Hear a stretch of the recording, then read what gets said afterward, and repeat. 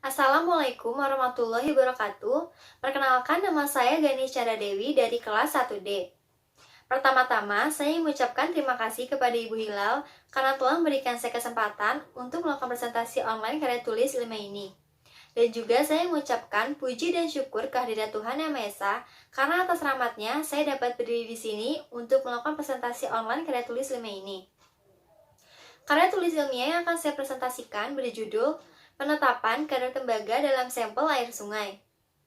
Karya tulis ilmiah ini dibagi menjadi 3 bab, yaitu bab 1 pendahuluan, bab 2 tinjauan pustaka, dan bab 3 penutup.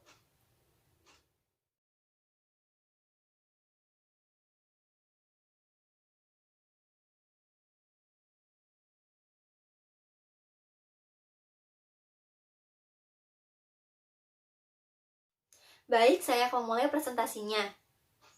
Yang pertama yaitu bab 1 pendahuluan. Dalam bab 1 ini terdiri dari 4 subbab. Yang pertama, latar belakang. Yang kedua, rumusan masalah.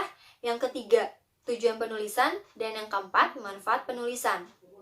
Yang pertama, latar belakang.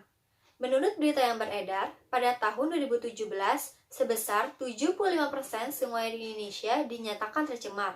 Dan angka ini naik menjadi 85% pada tahun 2019. Pencemaran seperti ini dapat menyebabkan krisisnya air bersih di Indonesia. Tentu saja, hal ini tidak dapat diremehkan, karena air sungai memiliki peran yang sangat penting dalam kehidupan sehari-hari manusia. Salah satu contohnya yaitu untuk konsumsi sebagai air minum. Air sungai memiliki banyak sekali kandungan, dan juga memiliki banyak kandungan logam berat di dalamnya, yaitu salah satunya tembaga. Tembaga, apabila kadarnya kelebihan dalam tubuh, dapat menyebabkan resiko yang sangat fatal. Maka dari itu, air untuk konsumsi haruslah air yang tidak tercemar dan juga melewati proses pengolahan yang sangatlah ketat. Selanjutnya, subbab yang kedua yaitu rumusan masalah. Terdapat 3 rumusan masalah yang telah disusun.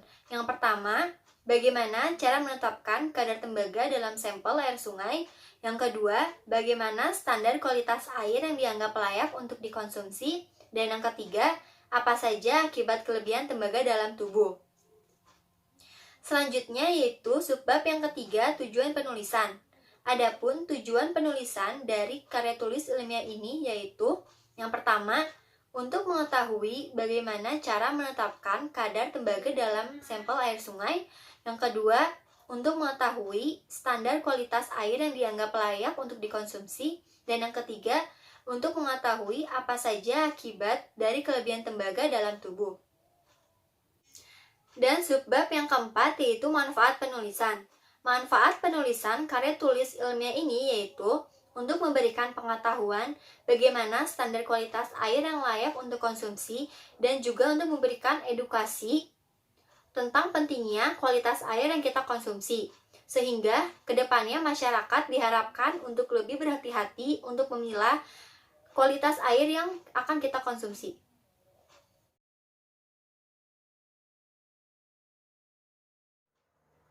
Selanjutnya yaitu bab 2 tinjauan pustaka.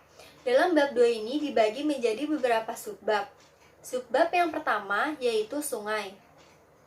Sungai merupakan bentuk permukaan bumi yang letaknya lebih rendah dari tanah di sekitarnya dan menjadi tempat mengalirnya air tawar menuju ke laut, danau, rawa, atau ke sungai lainnya. Hamzah 2009.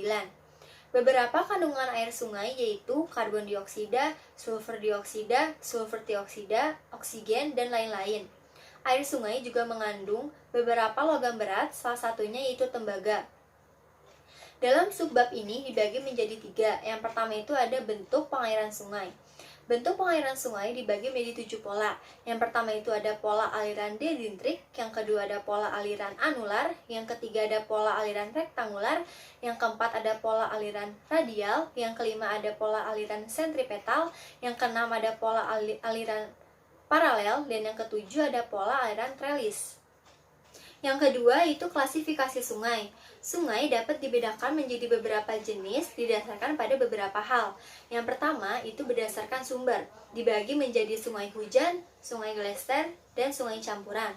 Yang kedua berdasarkan debit airnya, dibagi menjadi sungai apermanen, sungai periodik, sungai episodik, dan sungai epemeral. Yang ketiga, berdasarkan asal kejadiannya, dibagi menjadi sungai konsekuen, sungai subsekuen, sungai insekuen, sungai obsekuen, dan sungai resekuen. Yang keempat, berdasarkan struktur geologinya, dibagi menjadi sungai antecedent dan sungai superpos. Yang kelima, berdasarkan pola alirannya, dibagi menjadi radial, trellis, anular, rektangular, dan dendritik. Yang ketiga yaitu kegunaan air sungai. Beberapa kegunaan air sungai yaitu yang pertama, pembangkit listrik. Air sungai dapat dimanfaatkan sebagai salah satu energi dalam pembangkit listrik tenaga air atau PLTA. Yang kedua, mencari nafkah. Biasanya dalam sungai terdapat banyak mata pencarian seperti ikan, batu kali, pasir, dan lain-lain. Dan yang ketiga yaitu untuk kebutuhan sehari-hari seperti mencuci, mandi, ataupun keperluan konsumsi. Subbab yang kedua yaitu standar kualitas air konsumsi. Air untuk konsumsi haruslah mengandung beberapa syarat penting. Yang pertama itu syarat fisik. Air untuk konsumsi haruslah tidak berwarna, tidak berbau, tidak berasa, dan tidak meninggalkan endapan. Yang kedua yaitu syarat kimiawi.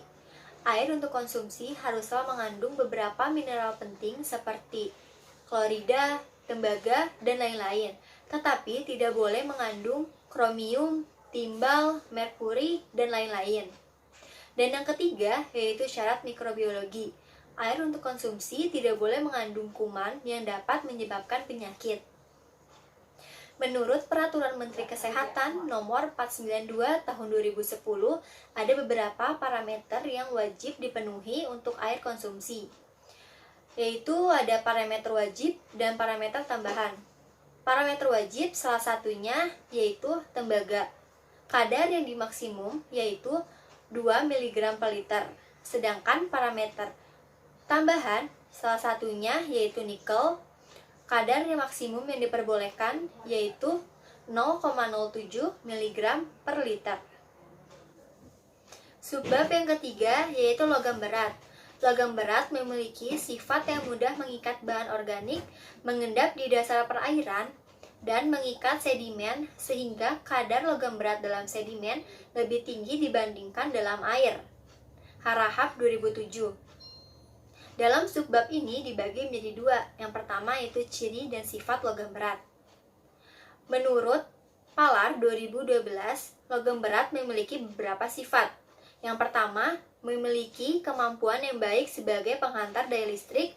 Yang kedua, memiliki rapat massa yang tinggi. Yang ketiga, dapat membentuk alloy dengan logam lain. Dan yang keempat, untuk logam yang padat, dapat ditempa dan dibentuk. Menurut Sutami Harja, DKK 1982, logam berat memiliki beberapa ciri. Yang pertama, sulit didegrasi. Yang kedua, dapat terakumulasi dalam organisme. Dan yang ketiga, mudah terakumulasi sedimen. Yang kedua, yaitu jenis-jenis logam berat. Logam berat dapat dibedakan menjadi beberapa jenis didasarkan oleh sifat racunnya. Yang pertama yaitu sangat beracun, salah satu contohnya yaitu merkuri. Yang kedua moderat, salah satu contohnya yaitu tembaga. Yang ketiga kurang beracun, salah satu contohnya yaitu aluminium. Dan yang keempat tidak beracun, salah satu contohnya yaitu natrium. Subbab yang keempat yaitu tembaga. Tembaga merupakan unsur kimia dalam tabel periodik dengan lambang Cu. Dalam subbab ini dibagi menjadi 4. Yang pertama yaitu sifat tembaga. Sifat tembaga dibedakan menjadi 2. Yang pertama yaitu sifat fisika. Salah satunya fase tembaga yaitu padat. Yang kedua sifat kimia. Salah satunya yaitu nomor atom 29. Yang kedua yaitu reaksi kimia tembaga. Reaksi kimia tembaga antara lain yang pertama, reaksi tembaga dengan HCl berlangsung sangat lambat. Yang kedua, reaksi tembaga dengan HNO3 berlangsung cepat. Dan yang ketiga, reaksi tembaga dengan H2SO4 berlangsung lambat. Yang ketiga, yaitu kegunaan tembaga. Tembaga dapat digunakan dalam beberapa bidang. Seperti yang pertama, bidang transportasi. Tembaga dapat digunakan sebagai komponen inti dalam pesawat, kapal, dan lain-lain. Yang kedua yaitu bidang kelistrikan. Tembaga dapat digunakan sebagai salah satu komponen dalam telepon, televisi, dan lain-lain. Dan yang ketiga, bidang kesehatan. Tembaga dapat digunakan untuk membantu perkembangan otak. Dan yang keempat yaitu akibat kelebihan tembaga dalam tubuh. Tembaga dapat menyebabkan beberapa penyakit apabila kadarnya kelebihan dalam tubuh. Contohnya seperti mual parah, linglung, penyakit kuning, dan lain-lain. Subbab yang kelima yaitu metode spektrofotometri. Dalam percobaan penetapan kadar tembaga dalam sampel air sungai ini digunakan metode spektrofotometri. Spektrofotometri yaitu suatu metode dalam analisis kimia yang digunakan untuk mengetahui konsentrasi sampel secara kuantitatif berdasarkan interaksi antara materi dengan cahaya. Selanjutnya, subbab yang keenam yaitu spektrofotometer.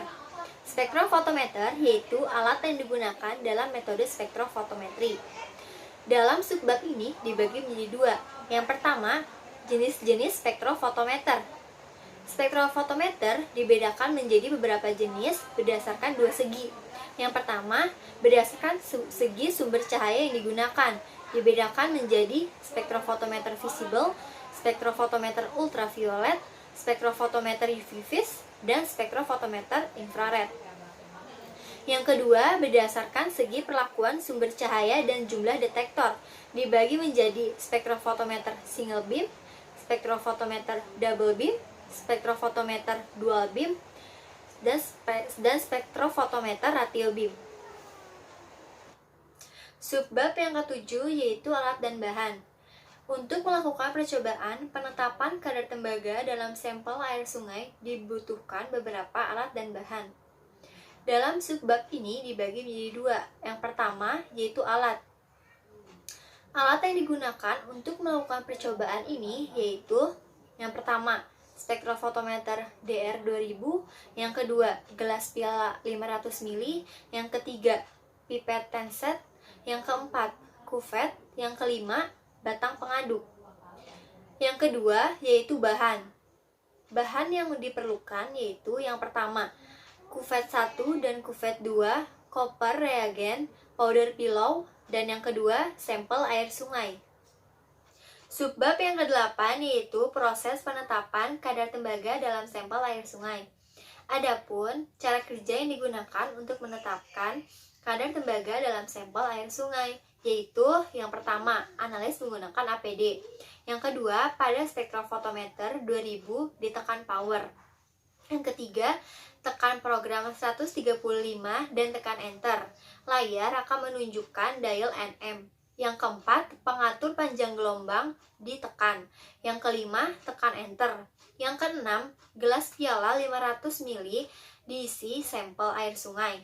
Yang ketujuh, sampel air sungai dipipet sebanyak 25 ml dan dimasukkan ke dalam kuvet pertama. Yang kedelapan, sampel air sungai dipipet sebanyak 25 ml dan dimasukkan ke dalam kuvet kedua. Yang kesembilan, satu kandungan kuver 1 koper reagen pillow powder dimasukkan ke dalam kuvet kedua, ditutup dan dikocok. Apabila sampel tersebut mengandung warna ungu, maka sampel tersebut mengandung tembaga. Yang ke-10, ditekan shift timer selama 2 menit.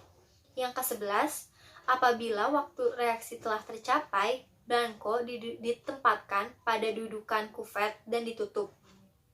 Yang ke-12, ditekan zero. Yang ke-13, sampel diletakkan pada dudukan kuvet dan ditutup. Yang ke-14, ditekan read dan hasil tembaga dicatat. Apabila hasil melebihi dari hasil yang seharusnya, maka sampel tersebut harus dilakukan pengenceran.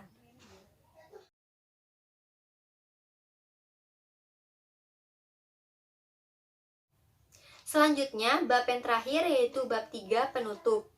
Dalam bab 3 ini terdapat 2 subbab. Yang pertama yaitu kesimpulan. Kesimpulan dari karya tulis ilmiah ini yaitu yang pertama, air yang layak untuk konsumsi yaitu air yang sudah memenuhi persyaratan yang telah ditentukan.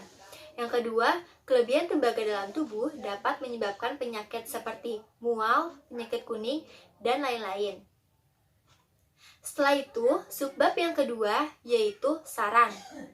Diharapkan pada masa mendatang masyarakat memiliki kepedulian yang lebih kepada kebersihan air sungai, karena air sungai merupakan salah satu mata air kita. Apabila kita tidak menjaga kebersihan air sungai, maka akan berdampak pada kebersihan air sungai dan juga kualitas air yang terdapat di sungai tersebut. Sekian presentasi online karya tulis ilmiah ini. Dan saya mengucapkan maaf apabila saya ada salah kata. Terima kasih atas perhatiannya. Wassalamualaikum warahmatullahi wabarakatuh.